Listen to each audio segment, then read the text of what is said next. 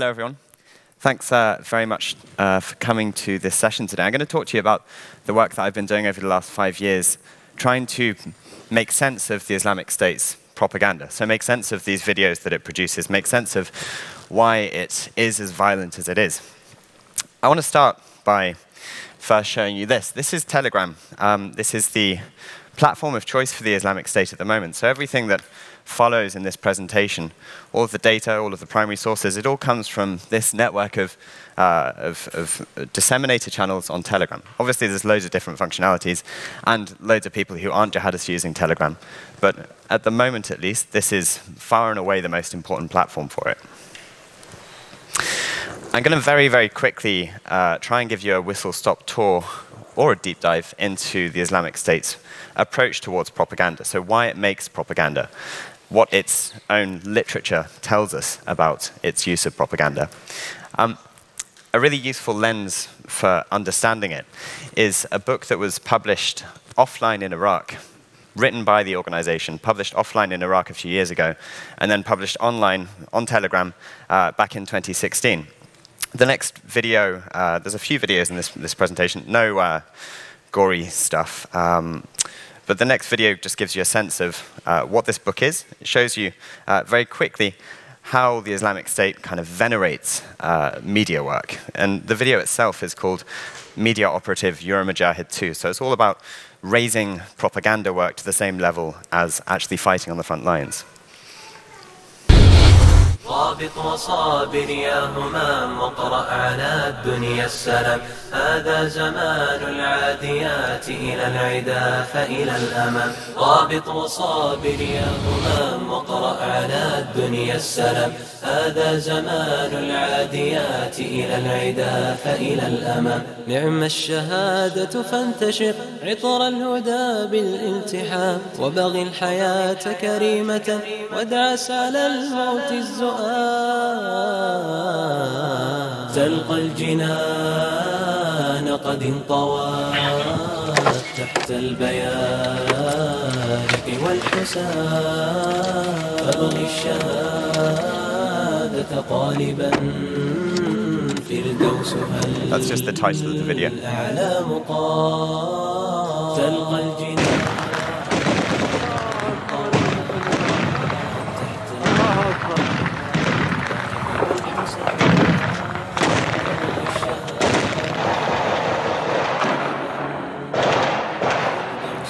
تقبل يا رب صلى الله يتقبلك صلى الله يتقبلك بارك الله أكبر.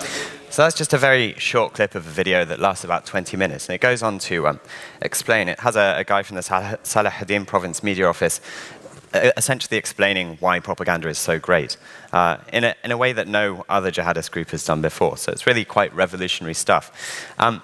When you strip away all of the kind of theological rhetoric and all that, what becomes clear is that there are three kind of core principles that underpin all of the Islamic State's propaganda. So the reason it makes propaganda for its supporters and also for its adversaries. So I'm just going to run through what those are and give you a couple of examples. The first and probably the most important aspect, innovation of the Islamic State's approach to propaganda is its presentation of an alternative narrative. So we often hear counter-narrative as something in CV, counter-violent extremism. It always comes up, what's the counter-narrative that we can use? But I think the best approach actually is to kind of not think about counter-narratives and actually respond to the Islamic State's alternative narrative with one of our own. So that document that appeared at the beginning of that video said explicitly that the job of the Islamic State propagandist is to paint a brighter picture of jihad. Crucially, they have to make a statement about what life is like in the caliphate, or what life was like in the caliphate. It's not enough to just respond to this alleged conspiracy, global conspiracy against Sunni Muslims. And another very, very important aspect to this, and this is all central to why this group was able to attract over 40,000 people to join it in Iraq and Syria over the last few years, is that it was presenting a new way of life. It wasn't just saying you can come to join the Islamic State and fight and die for us. It was saying you can come and join the Islamic State and live for us. You can be a founding father or a founding mother of our new utopian state. The video that's going to appear next is a video called Building Blocks. It's just 50 seconds of a clip from last year, around this time last year, produced in Raqqa. And it just sets out the various administrative practices of the Islamic State. That sounds pretty boring, but when you think about it in the context of this group, it's really fascinating. لله نأتمر لدين الله ننتصر نطبق شرع مولانا ففيه يسعد البشر رسول الله قائدنا وسنته لنا دثور ويهمي جودها غدقا كأن أكفها مطر وطيب فعالها اشتهرات كمسك فعلها عطر ففيها الحق مؤتلق ونور ما به كدر بأمر الله نأتمر. I love that guy at the end. This is a group that's selling itself through governance. Yeah, it's violent. Of course it's violent. We all know it's violent. But the key appeal that it's been making over the last few years isn't just violence. It's not just brutality, which is, of course, very important to it. It's the ability to give security, give abundance, help farmers, school children, all of that stuff. Whether it's happening in reality or not is another question. But in its propaganda, this is the kind of idealization of reality that the Islamic State's been peddling over the last few years. The next principle of Islamic State Stratcom is counter-propaganda. So this is kind of fairly run-of-the-mill stuff. Everything that is not made by the Islamic State itself, all mainstream media, all media from other jihadi organizations as well, it's all considered to be propaganda. And what the Islamic State has done over the last few years is very systematically ramp up this idea of there being a conspiracy against Sunni Muslims. And of course, it's the Crusaders, the West, America, which is leading this conspiracy. This, again, is another quotation from that book at the beginning. That media operatives are beholden to respond to the frenzied media campaign of the enemy. One of the most important aspects of that has been, in the last year at least, reframing what it looks like when the Islamic State is being defeated in a city. So this next video clip is from either Mayadeen or Raqqa. It was released at the end of last summer, just before both of those cities were captured by the Syrian Democratic Forces, backed by the coalition. Now, what was interesting is, at the time that this video was released, the Islamic State's defense of these cities was really quite desperate. Its fighters were holed up in a small set of locations. They were focusing on sniper operations, a few suicide bombings, but they certainly weren't looking composed. Yet, as you'll see in this video, and I want you to, not so much, I don't think there's any speech in it, but I want you to really focus on the visual aspects of it. It's so carefully choreographed. It's so carefully choreographed. It's trying to frame the Islamic State's military as this professional military, which has no lack of faith, no lack of courage in the face of the enemies that it was fighting at the time.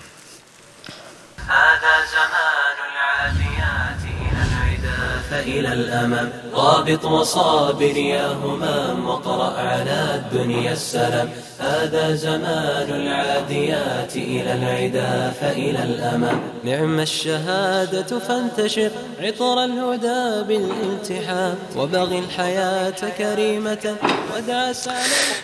It just goes on to, it's actually, it's a weird video, even by the Islamic State standards. They threatened to assassinate Prince Harry for some reason, which is very, very out of the blue. Usually they steer clear of royalty.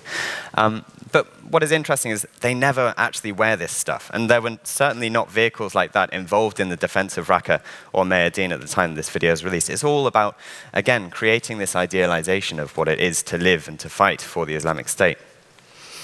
Now, the last aspect of its strategic communication is the media bomb. So this is its words, not mine.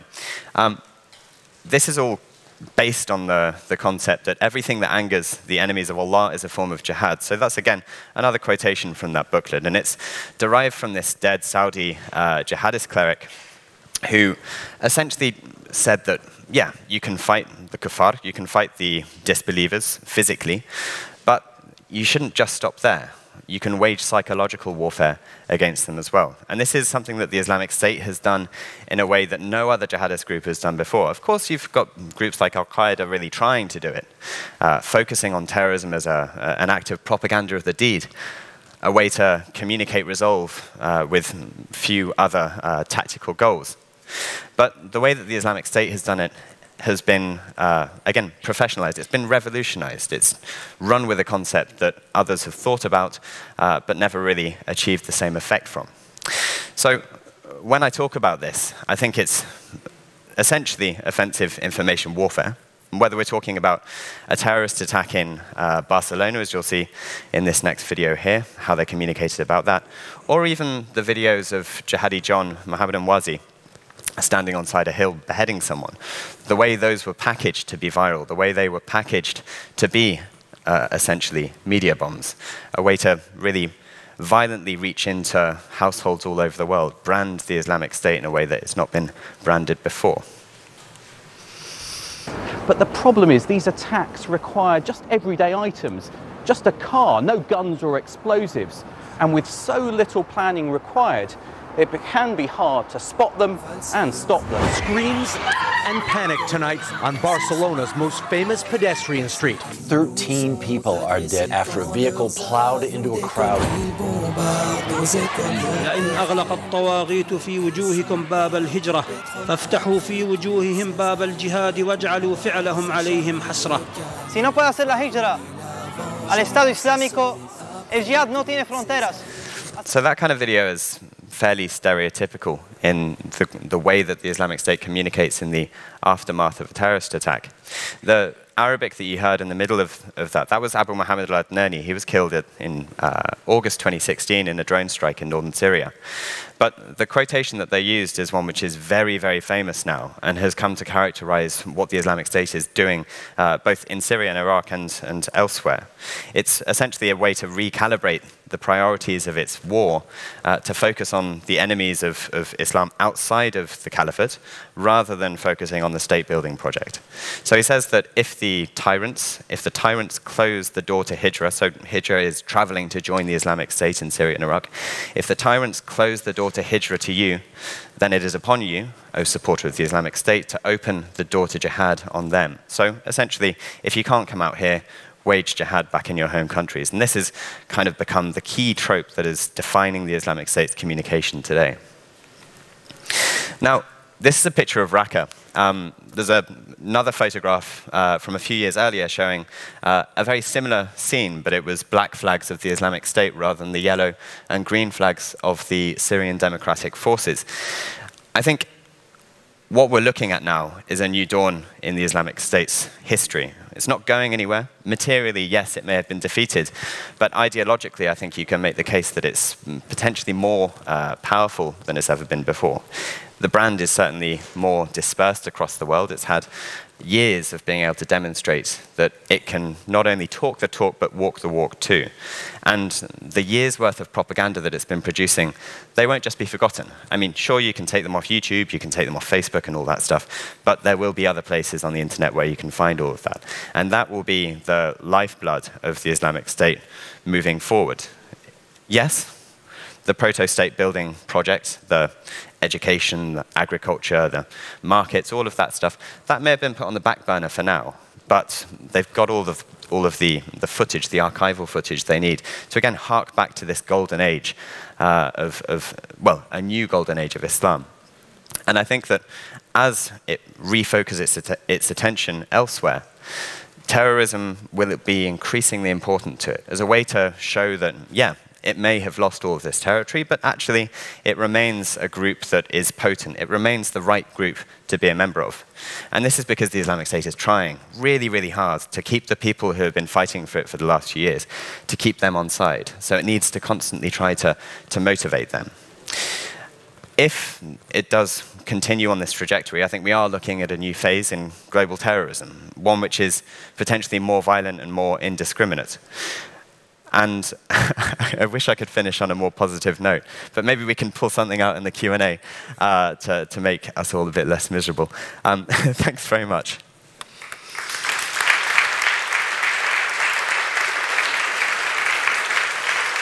That was interesting. So, hi everybody. Before we start the general Q&A, I would like to ask some questions and just to discuss, especially regarding content platforms and what could be a possible solution to counter propaganda, especially from the Islamic States. You presented some content, some propaganda material that was found also in the internet, of course. And in the past, for example, Facebook and YouTube deleted millions of terror propaganda. And I think last week, Europol reported that they have destroyed several propaganda channels in several countries. What do you think about this solutions or these ways to counter IS propaganda? I think there's a really good argument to be made for making it more difficult to find Islamic State propaganda. And today, I mean, it's so much more difficult than it was a few years ago. You can't just go on Twitter, you can't just go on Facebook or Google or whatever, type in a few keywords and find yourself right in the middle of the Islamic State's disseminator nexus. But what you can do, it's more difficult, obviously, but what you can do is go onto something like Telegram. Now, Telegram, as I said at the beginning, it's at the moment the most important platform for the Islamic State. It has a bit of a weird, ambivalent policy towards how it's used. At the moment, it doesn't seem like it's trying to get the Islamic State to stop using it. But that means that as the pressure has been put on by YouTube and Facebook and Twitter, there's a huge number of jihadis who have found themselves moving on to Telegram, where it's more secure, they can do more stuff, they can talk more openly, and they can stay online for longer without being suspended. And that kind of means that there's this weird ecosystem that's emerged there, which is kind of actually good, I think, for counterterrorism agencies and law enforcement, because they know where they are. You can see the conversation that's taking place. With regards to the Europol thing, now, the press release for that said that a huge hole had been punched in the Islamic State's ability to publicize propaganda, but I've seen literally no change whatsoever. I think they took down a few static websites, but I mean, it was a drop in the ocean. Potentially there's more stuff behind the scenes that will have a strategic impact in the long run, but at the moment I haven't seen any change. And this is kind of the story of most counter operations against the Islamic State over the internet. I mean, there's a lot of talk about them, a lot of excitement about them, but in real terms, there's often not very many discernible effects. Well, you promoted, or on the other way, we always talk about Facebook or Twitter, and you also said, for example, Telegram is also very relevant. On the other side, when we want to counter Islamic propaganda and we want to have a counter-narrative, what do you think the most counter-narratives in the past are driven by governments or religious leaders? Wouldn't it be better if the counter-narratives would have more content or would let people speak who has left Islamic State, for example? Wouldn't it be more effective? I think so, yeah. I mean, people who have been there, done it, and decided that they don't want to carry on doing it, they have more credibility. But it all depends who the target audience is.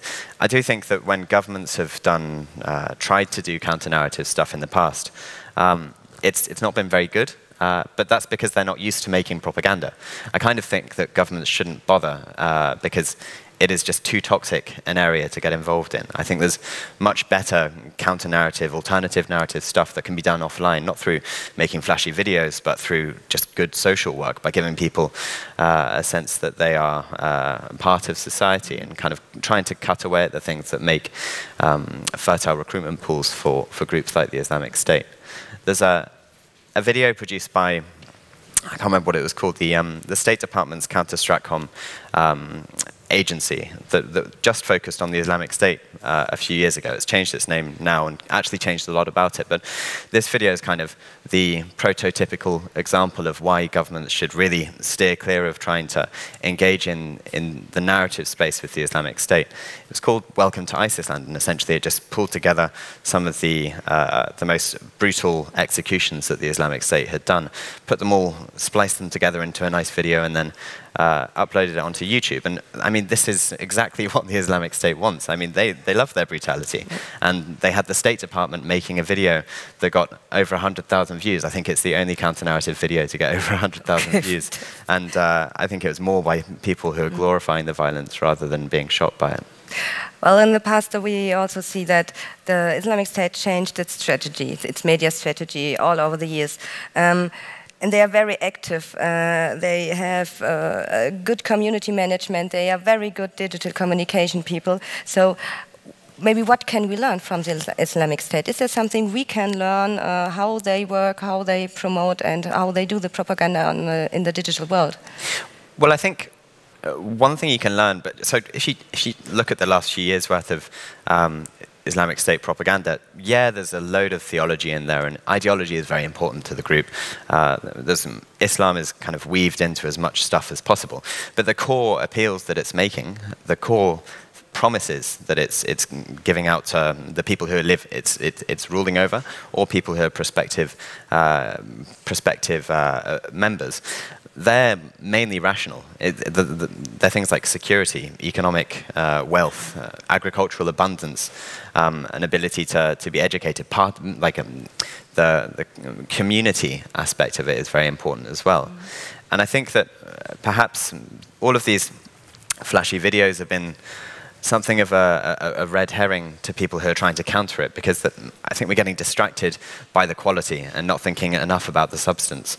And I think that there's a lot that can be learned from that. I mean, there's tons of different stuff as well that can be learned, but I think at the moment the most important thing that we need to do is think very, very carefully about the substance of what the Islamic State is doing, not just look at the window dressing, not just look at the quality.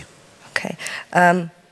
Well, I have got a lot of questions, of course, on my list, but I think it's also important to hear your questions. If you have any questions, please give us a sign.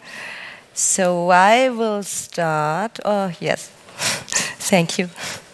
Well, thank you very much for this really interesting talk. I have two very quick questions. One is, thankfully, you excluded any gore from your presentation, yet it plays an important role. Can you talk a little bit about why something that usually is something people don't want to see is so attractive and is used, and how it is used, and which role it plays in propaganda? And the second one is, at the beginning of your talk, you said you're doing this for 5 years. Can you speak a little bit about the background of your research, who you're doing this for, and who's listening basically outside of this room to what you do? Because it seems like you have tremendous insight, and so it would be very interesting to hear where you do your research and how you do it. Okay, cool. I'll answer the first one first. So violence is very, very important to the Islamic State. It's kind of often the be-all and end-all of what it's trying to do. It's the ability to show that it is acting, to show that it's trying to violently revolutionize the world. And that's really, really important to it. When it comes to the executions that we're all too familiar with, the way that the Islamic State uses that kind of footage, it's not just to intimidate adversaries, it's not just to scare people, it's not just to try and deter potential defectors or spies, it's also a way to energize supporters of the group. So this is what I was going back to. This goes back to what I was saying at the end about the Islamic State trying to show that it is, again, violently reversing the status quo. So when you have Americans in orange jumpsuits rather than Iraqi Muslims in orange jumpsuits, when it's the balaclava-wearing terrorist killing an American in an orange jumpsuit rather than the other way around, or rather than them allegedly being tortured or whatever in Guantanamo. All of those symbols are very, very important. It's all about the Islamic State constructing this image for itself. And I think that, again, we've almost become distracted from the fact that this is the group's idealization of itself. This isn't necessarily what it's doing. These are snippets of the reality that it's creating for itself. In terms of the background, so I work at King's College London, and we do a lot of work with different governments all over. So I've worked quite closely with the Coalition and the Foreign Office and Home Office in the UK and the State Department of the UN, all trying to essentially do what I did here, but in a bit more detail, and show how the Islamic State responds to the shifting circumstances that it faces. So show how the loss of territory, for example, has played out over the last few years in this big shifting kind of recalibration of its narrative. Hopefully, I mean, I don't know if they are listening, but hopefully they're listening. I think certainly communication and propaganda, whether it's offline or online, I think it's become a decisive battle space in terms of revolutionary warfare today. And it's not just the Islamic State that's doing it. I mean, all groups are making propaganda, and what the Islamic State has done is kind of raised the stakes. It's made a lot of other groups rethink their own communication practices. So again, I think it's going to stick around for quite a long time, whether the Islamic State is relevant or not.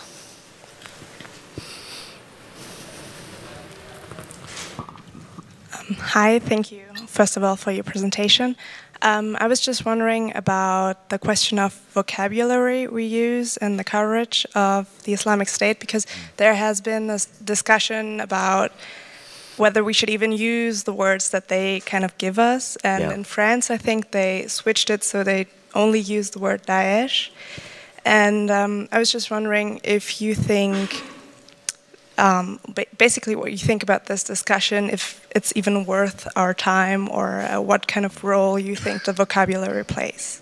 I think it's a really important thing to keep in mind, but I think we're coming to it too late to make a difference to the terms of reference. So the Islamic State has been, since 2006, known as the Islamic State, first of the Islamic State of Iraq, then the Islamic State in Iraq and Asham, and then just the Islamic State as it is.